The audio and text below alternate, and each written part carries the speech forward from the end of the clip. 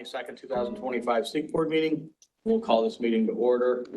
As this meeting is being recorded and for the benefit of those who have dialed in, when recognized by the chair or for any motions or seconding of motions, please state your name prior to speaking. Please note that if you are dialed in, you may not make a motion, second a motion, nor vote on a motion.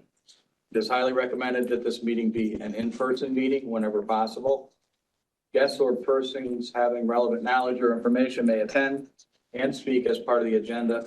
Upon acceptance of the meeting agenda by the board, all other guests must be recognized by the chair before addressing the board or participating in discussion. I'll now ask Jennifer Rudolph to do the roll call.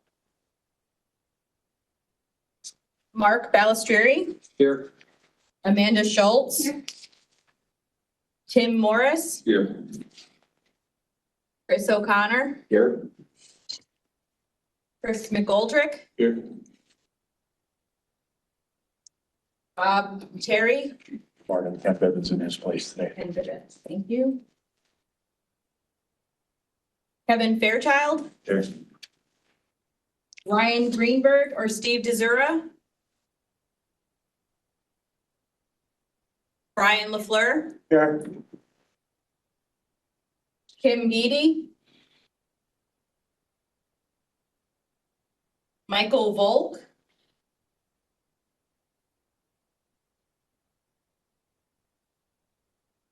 Alan Turner. Here from Barre, B-A-R-R-E, New York. Anthony Tripp. Juan Figueroa. Here. Mike Soretto. Here. Jacqueline Salvatore. Alan Berkowitz. Here. We have four. Okay, thank you. Everyone should have received a copy of the May 21st Sleep Board minutes. Any questions or corrections? I'll entertain a motion to accept the minutes then. Brian LaFleur, so moved. Brian LaFleur, a second. I'll second. Second, Sheriff, all in favor? Opposed? Carried. Everybody should have also received a copy of the draft agenda for today. Are there any questions on that? If not, we'll entertain a motion to accept the draft agenda. So moved. Brian LaFleur, Mike Soretto, second. Mike Soretto, second. All in favor? Aye. Opposed? Carried. All right, we'll move into committee reports. 9-1 advisory.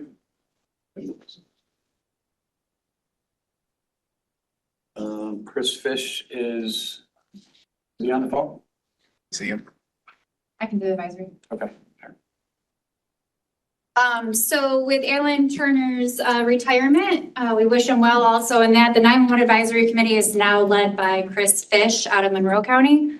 Their last meeting was on September 3rd, and the committee members are still reviewing and assessing the various sections of the PSAP standards. Good. NG91 working group, might as well stay right there. That's me. Okay, so the NG911 working group with Dana, do you want to stand up? Dana's my co-chair on the NG911 working group. So our last meeting was held on October 8th. Prior to that, at the September 10th meeting, we had a great policy brainstorming session, which I'll get into in later slides. For the transition to NG911, the policy plan needs to be created that outlines the necessary policies and guidances that assign that will go forth into the NG911 transition. With all of these policies that I'm going to discuss, it's going to look overwhelming, but with the various subject matter expertise that we have on the various working groups and the committees and the subcommittees, these policies will be delegated to those groups so that they can start drafting these policies and then eventually come to the Sleep Board for approval. So a couple things that we discussed, what types of policies are expected to be needed for NG911. All of these ones that are listed above were ones that the group thought were important. The policy routing regarding if a 911 center is down, how is it going to route to another PSAP? Records retention is a big one too. This also goes into some statutory issues that we have to, not issues, but things that we have to change regarding what it looks like for retention of media, text, video, all the things that are coming with NG 911. Equipment management, recording and logging policy. How long are we gonna, again, retain those records? What records do we need to retain? All of that stuff. Handling abusive and uncooperative callers. A change management policy is when there's an issue within a PSAP. What does it look like when somebody needs to change something, a process within the NG 911 environment? How does that look? When should we transfer calls to another PSAP? A multimedia policy regarding, again, all the forms of communication that are going to be coming into the 911 centers, different from what's happening now. Data sharing, so we need to be able to send calls across the state. How are we going to send them back? Those are things that we need to consider in these policies. And text to and from 911 policy. So some operational policies that we talked about, call answering, call processing. I'm sorry, did you What? add in anything that you feel? We had a very productive face-to-face meeting in Clayton 2 weeks ago tomorrow, Mhm. thanks to you. It was at the 911 coordinators. Yeah, and I'm going to talk about that in a couple slides. Sorry. No, you're okay. The privacy policy, training policy, updating job descriptions for telecommunicators in the NG 911 environment. It looks, telecommunicator is going to look a little bit different than they do now. EMD protocol impacting call routing decisions. Some agencies use the International Academy of EMD for their EMD process. Some use APCO. So it's going to be a hard decision to put into policy how we're going to transfer those calls because questions are asked differently at each PSAP based on what EMD protocol they use. We really have to consider the discovery process policy. What's it going to look like in an NG world? Right now, I know there's a lot of agencies that have individuals in their office that does the discovery process for them. From my agency, I either did it or somebody else, one of my staff did it. But with all the other communication forms that come in, it's going to be a different battle that we're going to have to work through. And then also working with the legacy 911 PSAPs as we transition. There's going to be some PSAPs that are going to have a little bit phased in approach and they're going to have to wait for it. So how are we going to work with those legacy 911 PSAPs? The technical policies, probably thought that all the other policies I talked about were technical policies, but this is really talking about like minimum equipment and system version standards. Enable, you know, what system version should a PSAP be on to connect to the EZUNet? Interoperability across the state. If one PSAP from the western part takes a call and an eastern needs it, how are we going to get those back and forth? Redundant connectivity, the primary versus the backup, which we'll talk about a little bit, and was in the EZUNet grant that was distributed. Cybersecurity policies are huge. The physical security within 911 centers themselves, and then the authentication and authorization along the lines with cybersecurity. Like Dana said, while we were at the New York State 911 coordinators meeting, we, NICE Tech and MCP facilitated a great in-person with the virtual option for people who weren't available to be there. And we discussed the priorities of which policies we should be worked on first. NICE Tech and MCP is drafting that policy consideration document for us. Once we receive it, we're going to look at it as a group and decide which subcommittee or working group will start working on those policies and drafting them. And report. Thank you. I just want to take a second and thank Amanda and her team. They've been really, really working hard on a lot of this. And it was evident at the 911 coordinators conference when we all discussed everything she just went over, which was a lot. So thank you, Amanda. All right, we will move on to the GIS working group. I know Steve's on the phone, Jason, but you're here, so Jason. Great. So we've had one meeting since the last board meeting, 89 attendees. We continue to have more first-time attendees. So attendance has increased and attendees are engaged. The presentation, thank you very much, Amanda, was Next Gen 911 updates. This was the highest attendance to date for a working group meeting. People are very interested in this subject matter. And there was a really good dialogue after the presentation. Thank you.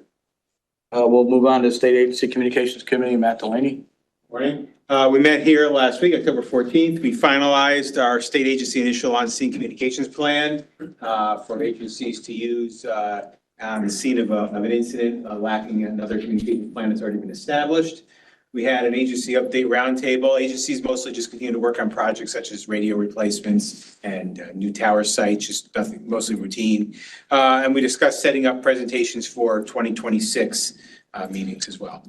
And then starting in 2026, the State Agency Communications Committee and the Citizen Alerting Committee will hold back-to-back meetings in the same afternoon. We'll have held separate agendas, but we'll combine them for those who attend both meetings. We'll hold them as one time slot. Thank you. And moving on to Citizens Alerting. Okay, we met on October 16th. We had quite a few things on our agenda. We discussed the FCC's request for comment on changes to EAS and WEA, that's Emergency Alert System and Wireless Emergency Alerts. The FCC is calling this modernization of the nation's alerting systems. They have a whole lot of questions and proposed future paths regarding support for new kinds of alerts, new kinds of ways of getting messages to the public. They're recognizing that a lot of people are using streaming services. How do we get alerts to those people who maybe aren't traditionally watching traditional media? We had an update from the New York Alert Working Group. They are very close to having their best practices guide done for agencies and counties that use New York Alert. We had a presentation from New York City Emergency Management on the initial results of their wireless emergency test conducted in September. They had a opt-in test. You have to turn on public safety test alerts on your phone, and they sent a citywide test message alert and did a survey. They had about 3,000 survey responses from the link that was in the test message as well. They received some good information. NICEM also provided analysis on alerting during the Texas flooding event based on open source media and other accounts and reports. We discussed the importance of including non-residential users in reverse 911 databases. So if you have reverse 911, you're calling, say, residents, landline telephones, or people have signed up. Are you also including things like recreational facilities, warehouses, factories, training grounds where maybe people don't have, there isn't somebody living there, maybe there isn't a particular assigned person, but maybe there's other people who are involved, site managers or coordinators who maybe could get the message and then get it out to whoever their sort of attendees or transient users are that day. This happened actually recently. There was a public safety issue, and people were not aware that something had happened. So really encourage you to add in those sort of non-traditional, non-residential users into your reverse 911 databases. And then starting in 2026, the SACC and the CAC, like I said, will hold back-to-back meetings this afternoon. Next slide, please. And just as a reminder, DHSCS has launched 33311. You text your county or borough to 333-111, and you can get weather alerts and other emergency alerts, and you can sign up for multiple counties. Just use several text messages like your home county and the county where you. And there's the link for more details. It's on our website. You can just web search for it and you'll find it as well. Questions? Thanks, Matt. All right, now that we've got committee reports completed, we'll entertain a motion to accept committee reports. Motion by Lieutenant Morris. Seconds. Second by Chris O'Connor. All those in favor? Aye. Opposed? Carried.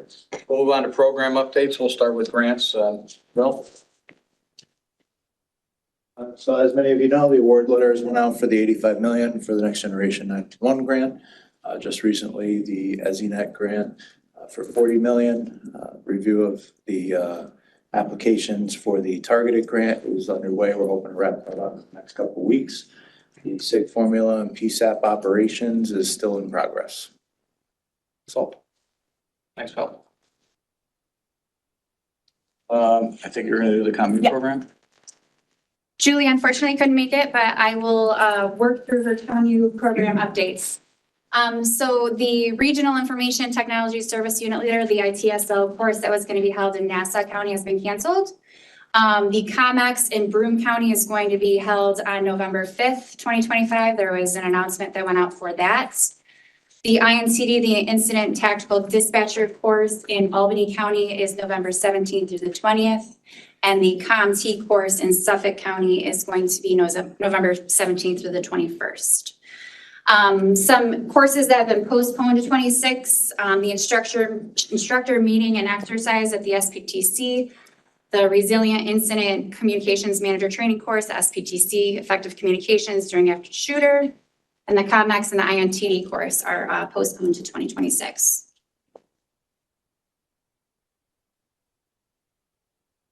Julie is working very hard with Ishmary and in our office for scheduling the commute program offerings in 26. There's going to be 8 regional requests have been submitted already for the following courses: OXCOM, COMT, INCD, and some exercises. So Julie and Ishmary continue to work through those requests that do come in. If you're not on the emailing list for the training, please contact our office at the dishes.oiec@dishes.ny.gov. And we'll get you on that mailing list for the trainings that come out from our office. Any questions? Great. Okay. 911 unit.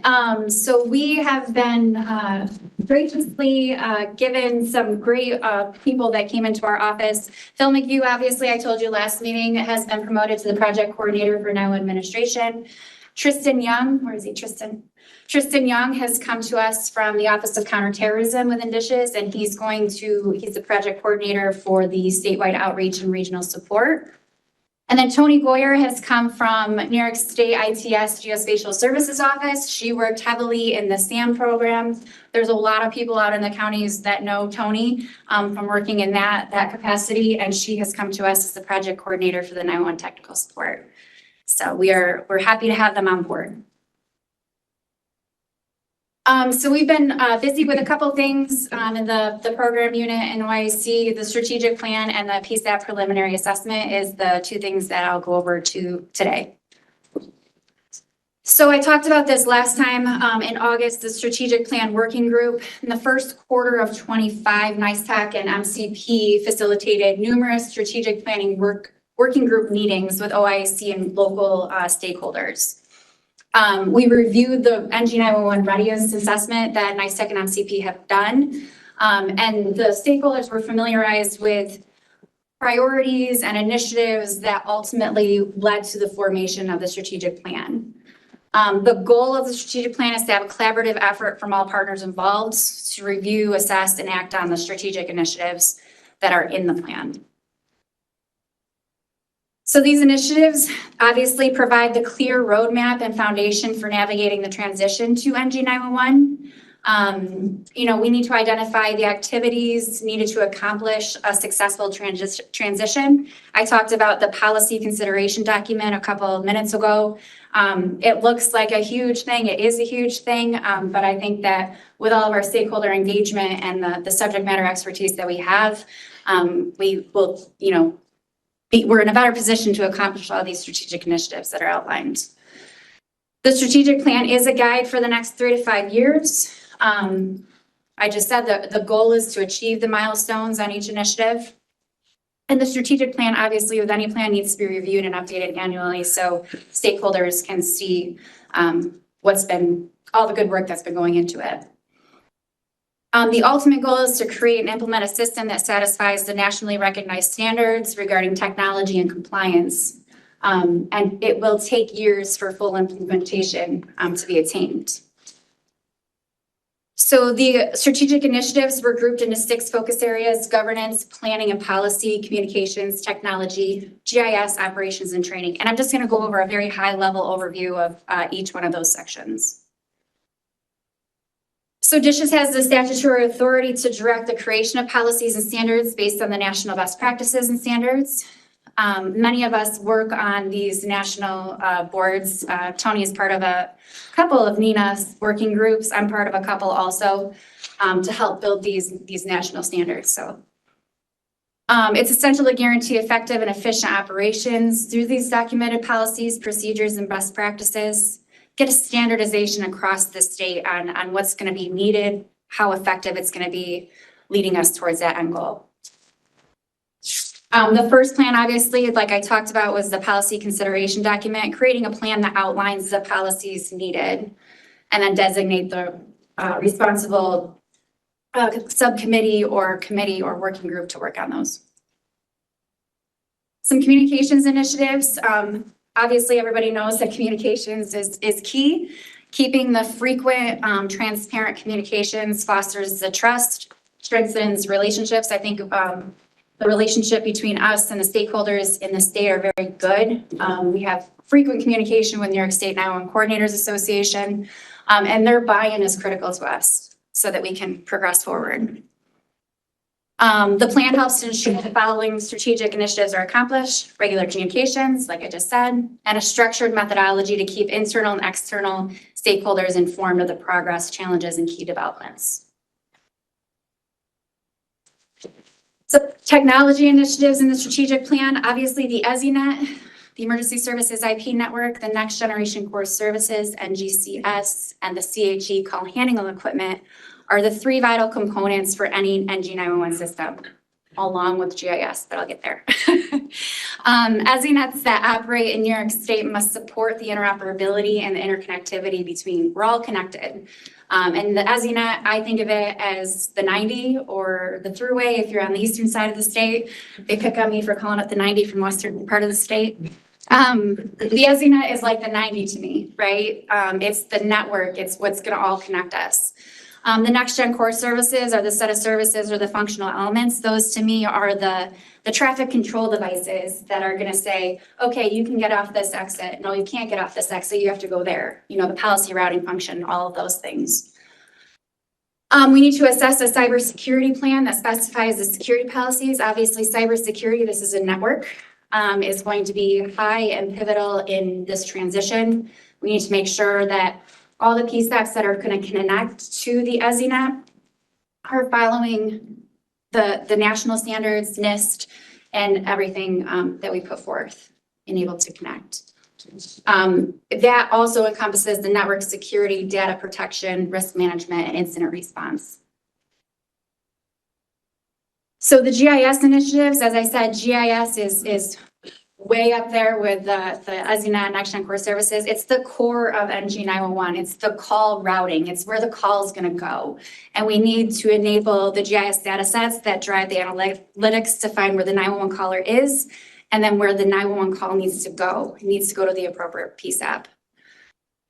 So some initiatives that are being reviewed include the data readiness. How ready is each PSAP throughout the state, which I'll talk about a little bit in a couple slides. What the production environment would look like. When Monroe County does its GIS, who is it going to send the data to for QA/QC, and then how is it going to get sucked into the Next Gen Core Services so that they can be properly routed. Addressing, standardization, workflows, regional addressing, training. I'll talk about it in the PSAP assessment. I won't get ahead of myself. General IT support, documentation, and CAD. Workflows have to have GIS data integrated with CAD systems so that the map that the dispatcher sees when they answer a call is actually real data that they're receiving from GIS. So operations and training initiatives. Not every PSAP in New York State operates the same way. They have the PSAP standards, which are guidance, but they also do some things and use some different technology that we have to consider. It's important to consider creating guidelines and tools to identify the most important considerations. Updating policies required for the new technology that's coming. And then the training, the operations subcommittee will be working on PSAP community to identify gaps in current policies. Monroe County could have a great policy on call processing, and Livingston County needs to update their policy to kind of reflect what Monroe has. That's what the operations subcommittee is going to be looking at, so that we're consistent and standardized across the state as much as possible. Any questions about the strategic plan initiatives before I get into the assessment?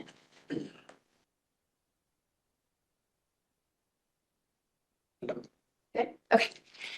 So recently, we put together, with the help of numerous state agencies and NICEC and MCP, PSAP readiness assessment. The purpose of the assessment was to holistically assess DHS and New York State PSAPs on NG 911, where they are, like all those things that I just talked about. The data was reviewed to help us understand. They were all due back on September 17th, and I'm going to talk about a couple of those slides here. So 56 of the 58 jurisdictions completed the survey, so about a 97% success rate on that, which we were super happy about. It helped us identify self-reported knowledge gaps to assist the PSAPs. The highest identified GIS gaps, talking about GIS, were GIS data sets that were being synchronized with the MSAG, Master Street Address Guide, to the accuracy greater than 98%. That's something we're exploring. And the GIS boundary layers formatted to the latest National Emergency Number Association, NENA, I3 GIS standards. 88% of the state has a spatial data that is current and continually maintained. 53% of the existing data is in the latest NENA I3 standards. So for our GIS folks, that is a good percentage. We want it a little bit higher than that though, but that's good for right now. Some other key findings, PSAP coordination to identify gaps and overlays within the GIS set. We have to start working on that, and Tony, correct me if I'm wrong, that's something that we want to look at and see if we can help with, right? Okay, with our partners. So one of the interesting things, one of the questions we asked is for the GIS section, is the county providing frequent GIS updates to New York State Geospatial Services Office? It's about half and half. 54% are, 41% are not, and 5% they either didn't answer or they don't know. Because GIS in counties is different. So some PSAPs do their own GIS, or the planning department does, so it's a little bit different, so they might not know. What's really interesting is that out of, what's that say, 22 of 58 jurisdictions on the chart to the right, the frequency, are they doing it weekly, monthly, quarterly, annually, as necessary? 10 answered that they're doing it quarterly, only 4 said monthly. There are national standards on how frequent you should provide updates to your Geospatial Services Office. Quarterly is a little shaky to me, but that's my opinion. All right, so moving along in the PSAP assessment, we did PSAP operations and security questions. So this helped us identify, again, gaps in the PSAPs, policy and guidance being the highest thing that we were kind of looking for. About 3/4, 77% of the PSAPs have NENA I3 compliant CHE available, which is fantastic. Moving towards that with 85 million, we're hoping, which will happen. Almost half, 44% of the jurisdictions identified meeting the NENA I3 network infrastructure and cybersecurity capabilities, which is really good also. Some other key findings that we're working through is training, funding considerations, PSAP coordination, and security controls. So one of the questions we asked on the PSAP assessment was, what information or guidance would assist your PSAP in upgrading to being NG 911 capable? The top answer was policy and guidance. And as I've discussed, and you're probably sick of hearing me talk, that's what we're working on, is policy and guidance. So we're ahead of it, and we were glad to see that the PSAPs are looking for some policy and guidance, and that's what all of our working groups and subcommittees and us at OIC are working on. End of report. Any questions? If you can just set something back to each department, Yes, just sir. so they know where they stand in Yes. each category. Yes, sir. Yep, Thank you. we're working on that too. Thank you, Amanda. As I said earlier, again, thank you. You can see Amanda and her team are moving on, so we really appreciate it. All right, we'll move on to our federal partner updates. I'm not sure. We'll see. Chris Tuttle. Okay, Josh Green. And FirstNet. Does FirstNet have anything they'd like to share? Yeah, Director Bellis here. It's Dave Buchanan. Can you hear me? Yes. Great. Thanks, everybody. Thank you, Mr. Chairman, for having me. Again, it's Dave Buchanan. I was able to join you at your May meeting and your August meeting. I apologize. I can't be there in person today. I got 3 quick updates and I'll be done in about 5 minutes, but I wanted to give you a couple piece of information I think will be useful to your committee. First of all, FirstNet Authority is open. We aren't furloughed. We've been deemed essential. So that's, I think, great news for us and good news for our stakeholders. We can continue to work with during the government shutdown. My travel, my personal travel just didn't allow me to be in Albany today, so I apologize, and we'll make sure we're at the next meeting. Thanks again for having me. My three updates today are around our investment process. I wanted to give you an update on that. Second, around planning, where we are with planning, and third, around technology updates. So on the investment side, you may remember in August, we conducted our coverage enhancement workshop in New York with your consortium members. We continue to deliver those workshops across the country. We're on track to complete all 56 states and territories by the end of the calendar year.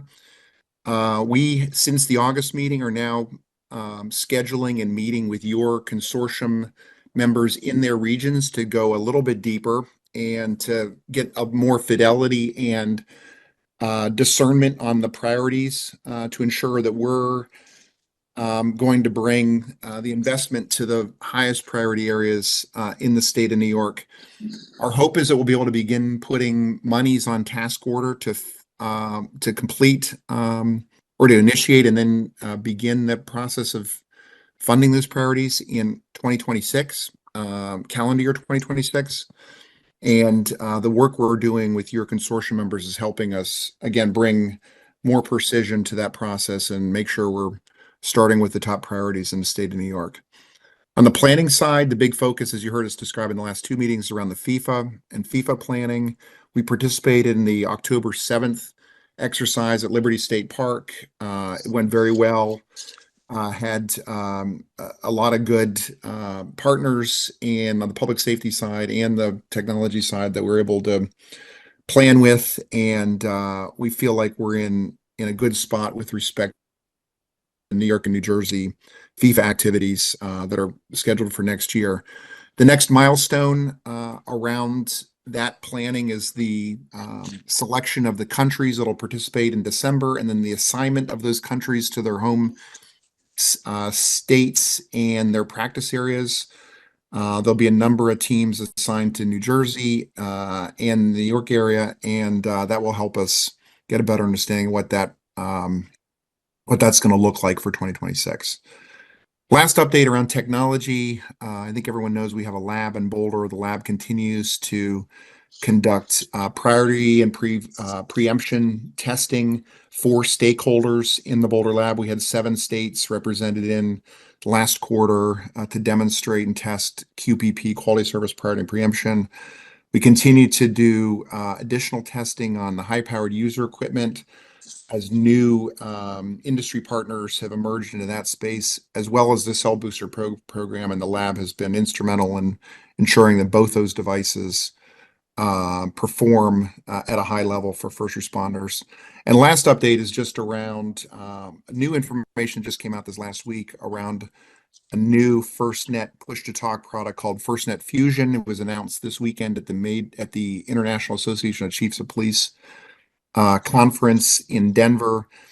FirstNet Fusion is a new multi-carrier mission-critical push-to-talk service. It'll be rolled out in early 2026, and this is a contractual deliverable under the NPSB that AT&T is delivering. Done more than a year's worth of testing and validating and piloting of this.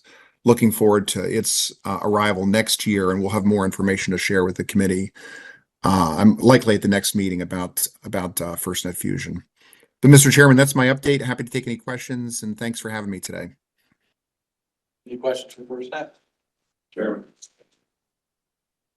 Go ahead, Mr. Kevin Pooley.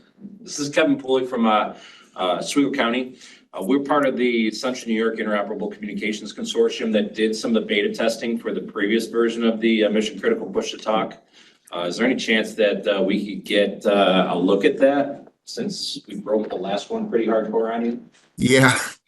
I'm happy to help make that arrangement. Kevin, can you tell me your name, last name, and your contact information? I'll reach out to you after the meeting.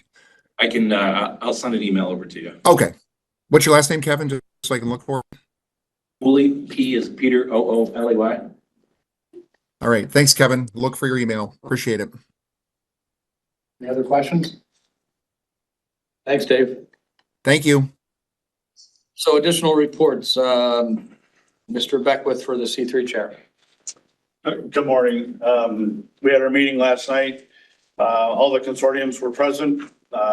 We continued our excellent working relationship with OIEC in supporting their endeavors.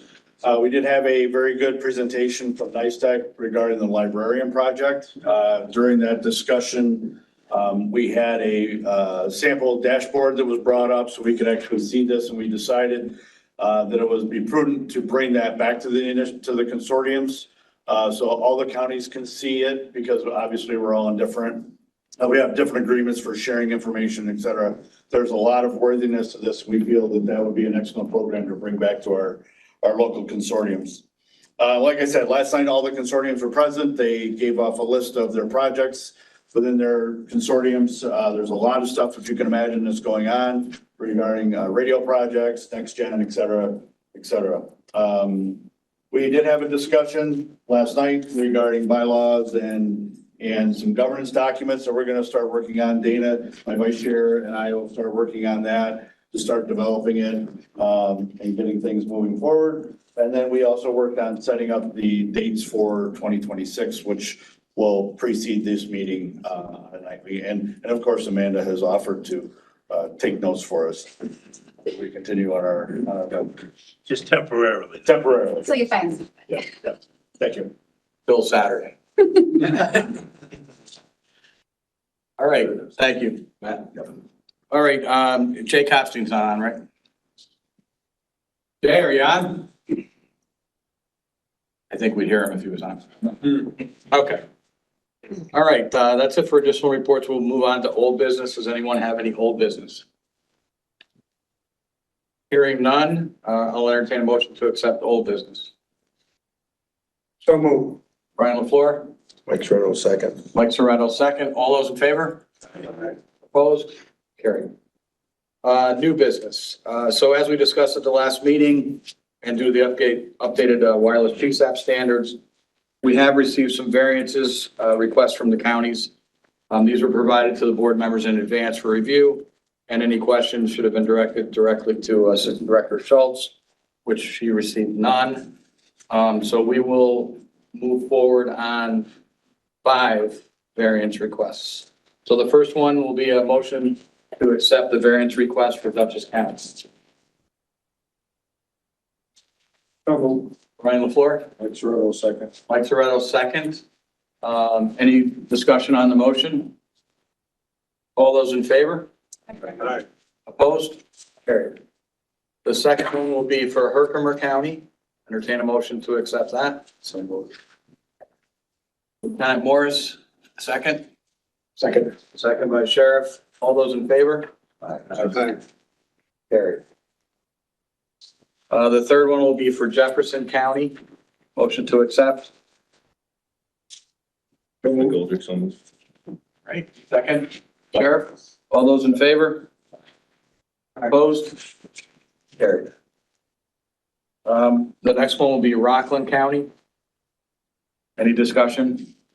Entertain a motion to accept. So move. Brian LaFleur, Brian Fuzzle. Mike Sardo, second. Mike Terrell, second. All those in favor? Opposed? Carried. And the last one will be Seneca County. Any discussion on these? Entertain a motion to accept. Tim Morris, seconded. All those in favor? Opposed? Carried. All right. We'll move on to our 2026 meeting dates, because this is the last meeting of 2025. Yeah. We've come up with the following dates. They are on your agenda. It'd be Wednesday, the 21st of January, Wednesday, April 22nd, Wednesday, July 22nd, and Wednesday, October 21st. We are going to change the time to 11 o'clock instead of 10 o'clock. It'll give folks that are traveling a little bit more time today. So those are the dates. Any questions on any of the dates? Okay, very good. Does anyone else have any additional new business they'd like to discuss? All right, we'll entertain a motion to accept new business.